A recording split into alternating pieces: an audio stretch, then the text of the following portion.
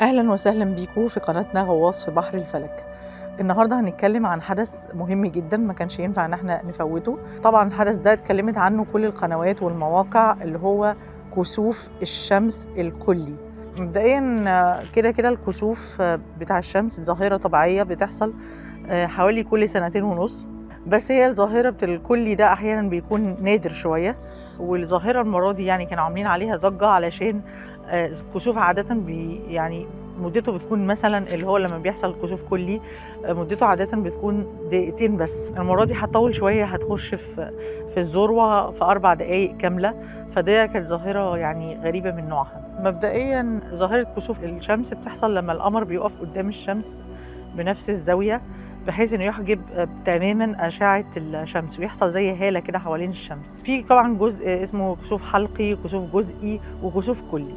فاللي هيحصل انه هيحصل زي كسوف حلقي، ويبقى في الذروه كسوف كلي. هم قالوا معلومه ممكن تكون مش دقيقه قوي، ان الحدث ده يعني ما بيحصلش كتير وبيحصل كل 375 سنه. الكلام ده طبعا مش دقيق خالص. هو المعنى اللي بس المقصود بيه ان انت مش ممكن تشوفه من نفس المكان غير فعلا كل 375 سنه. يعني الارض وهي بتدور بنشوف الكسوف من اماكن مختلفه. يعني احنا مثلا في الدول العربيه على فكره مش هنشوف الكسوف، مش هيظهر عندنا يعني. هو ممكن علامات معينه في السماء كده ان هي مثلا هاله الشمس، الكلام ده. لكن اللي هيشوفوه طبعا اللي هو ايه، المكسيك وامريكا الشماليه وامريكا الجنوبيه، الجزء ده. فمثلا عشان يظهر تاني في نفس المكان ده ممكن كسوف كلي في المنطقه دي زي المكسيك مثلا هيبقى بعد 375 سنه. مش معنى كده انه مش هيحصل كسوف تاني الا بعد 375 سنه.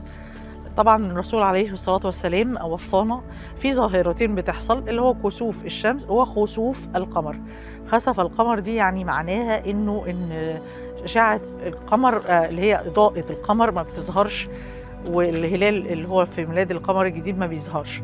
وده بيحصل في حالة انه في مدار القمر بيدور بشكل معين كده في لحظة معينة، يعني بيبقى مقترن بالأرض فما بيبانش، بيبقى مقترن يعني في الأرض ما بيبانش من فده حصل أصلا يوم 25 مارس يعني.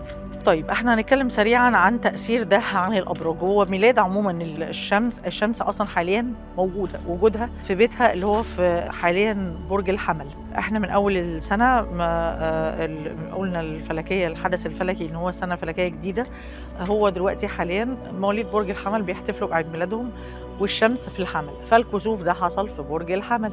طيب وبرضو ميلاد القمر الجديد اللي هو هلال العيد هيبقى في برج الحمل، والمريخ هيسيب الحوت وهيدخل الحمل، وكوكب عطارد بيتراجع في الحمل. ففي كده تكتلات. كوكب الزهرة دخل كمان برج الحمل. في كده تكتلات حصلت في برج الحمل. ده معناه ايه؟ وخصوصا الكسوف تأثيره في علم الفلك وعلم التنجيم انه بيمتد اثره على مواليد جميع الابراج لمدة لا تقل عن 6 شهور. 6 شهور كاملين. الأبراج بتتأثر بشكل مختلف، كل واحد حسب موضع البرج وحركة الكواكب في برجه. دلوقتي برج الحمل بيعني الميلاد، أي حاجة جديدة، البداية. فده هيحصل إن موجود كسوف في برج الحمل، معناه على مدار 6 شهور في بدايات جديدة لكل الأبراج على حدة، كل برج بشكل مختلف عن التاني. لكن هي طاقته قوية شوية، طاقته إلى حد ما بيدي طاقة عنف وطاقة اندفاع وطاقة عصبية. احنا بقى هو ده اللي نتوخى الحذر منه. لكن بقية الحاجات ممكن تكون بالعكس طاقة إيجابية مش سلبية. البدايات جديدة لكل حاجة، مشاريع جديدة، بداية مهن جديدة، وظيفة جديدة، مشروع جديد، بداية عقد جديد، زواج جديد كده يعني. فهو بتبقى حاجة كويسة، ولكن هي مشكلتها بس انها بتزيد طاقة العنف والعصبية عند كل الابراج على فكرة. لان برج الحمل طبعا برج ناري اللي حصل فيه الكسوف. طيب الأكثر الأبراج المتأثرة إيجابيا بس تخوخ وحذر العصبية، الأبراج طبعا الحمل اللي هو أكيد هيبقى متألق جدا جدا الفترة الجاية، بس ياخد باله من العصبية والاندفاع والعنف لأن هو ممكن يبقى عنيف جدا. ومعاه بالابراج برضو نفس ما يقلوش يعني درجه، الاسد والقوس. كمان معانا الابراج الهوائيه ما عدا الميزان. الميزان للاسف هيتاثر سلبيا لانه في وشه في الدايرة الفلكية، الكسوف ده هيحصل في وشه في الدايرة الفلكية.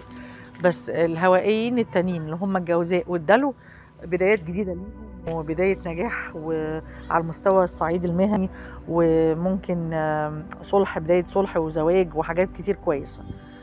اللي هيتأثروا نوعا ما تأثير سلبي هي الأبراج الترابية، وأكترهم الجدي والأبراج المائية، السرطان والحوت والعقرب. مش هيكون تأثير الكسوف الشمس عليهم كويس، هيكون في شوية حب لأخذ الحق والاندفاع شوية في طلب الحق، وممكن يحصل منازعات وشجار وفي طاقة عنف. فيعني فنتوخى الحذر. يعني هو أكتر برجين علماء الفلك، وطبعا الله أعلم وأدرى، يعني قالوا يعني يتوخوا الحذر هم الميزان، عشان في وجهه يعني الكسوف في وشه في الدايرة الفلكية، والجدي. أشوفكم الحلقة الجاية، معاكم رشا سامي.